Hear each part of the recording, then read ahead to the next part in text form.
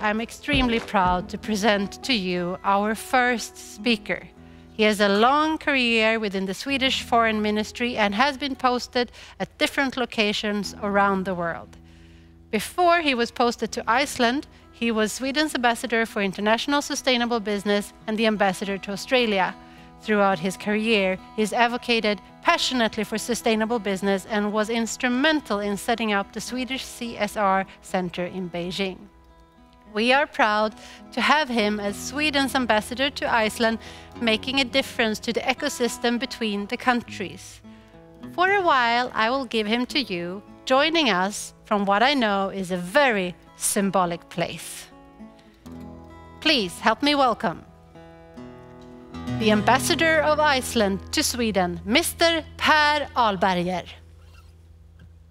A very good afternoon to all of you. I'm delighted to join you here from Iceland, because this is what it's all about, isn't it? Icelanders really know what it's all about, power from the earth. I would like just to give a few remarks on 4 topics. The first one would be business opportunities. There are tremendous business opportunities, obviously, in connection with the necessary transition of our societies. But in order fully to utilize this, what is needed, and that is obvious to you, as for all of us, I assume, what is needed is that someone needs to pave the way for fossil-free solutions and the circular economy, simply. And this can only be done in close collaboration between governments, academia and business. So the triple helix model, as it's sometimes called, this tripartite collaboration, I would say it's more relevant and needed than ever. So that would be my first comment on business opportunities. The second comment or reflection is on climate diplomacy.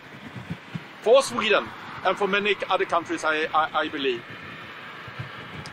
business is crucial, and the competence of business is crucial in climate diplomacy. To us, I would say that climate diplomacy rests on 3 pillars. Financing, important, that we'll be hearing more about. Dialogue. And finally, innovations. And again, triple helix model is absolutely fundamental for this diplomacy. So I invite companies to join us in this mission of ours. The third comment or reflection is on sustainability, the concept of international sustainability. We have all seen a tremendous development during the last 20 years or so. I recall early 2000 when we only spoke about corporate social responsibility, the social aspects being obviously important. But now what has happened, as we have all experienced, is that it has become a much more all-embracing concept, a way of conducting business. And you fit in, certainly this sector, into that concept of international sustainable business. My fourth and final comment is on new technologies and how to implement them. If we benchmark a bit with the mining sector, what we did, as I explained during the industrial roundtable recently in Reykjavik, what we've done on the mining sector, Sweden, is that we have implemented and invited companies like Ericsson on 5G to the traditional mining sector. And obviously important is that they contribute with an element to make the mining sector more sustainable. But also important is the perception of the industry, which has changed, I think, through this. And I think we can benchmark a bit on with the mining and other sectors in this. So by that, I will let you enjoy a few seconds from what we see behind me. Thank you.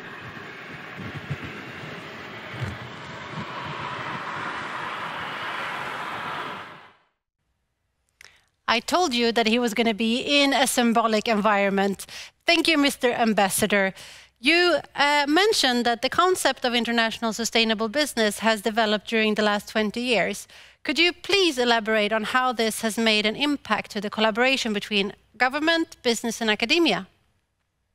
Thanks a lot, Christina.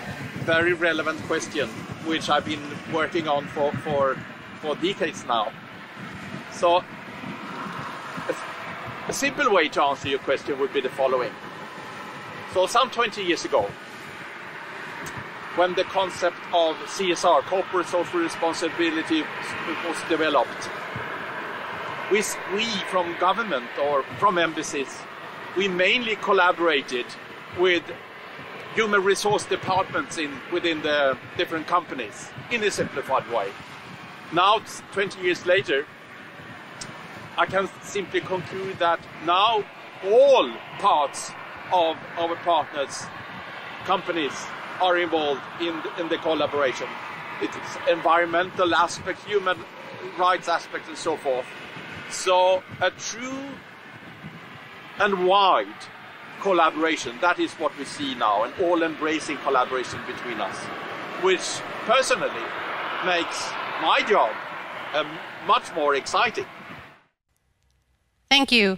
Thank you. Your example of new technologies in the mining sector is interesting.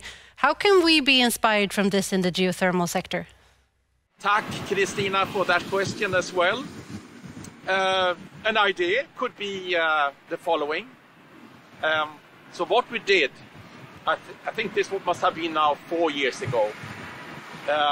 We invited Ericsson in our case, and also Saab Technologies, to present their solutions and see how we could implement new technologies in the mining sector. So that is something that you could possibly consider as a pilot project or a model to invite a few new companies that haven't been involved in the geothermal sector since before, just to sound out and see if you could find a joint platform, a way to collaborate. Again, we have good experiences with it, and I think that would be the case for you as well. Thank you. Thank you, Mr. Ambassador. You have not only given us the insights that are really important for us, but you've also given us a true visual of the Earth having power.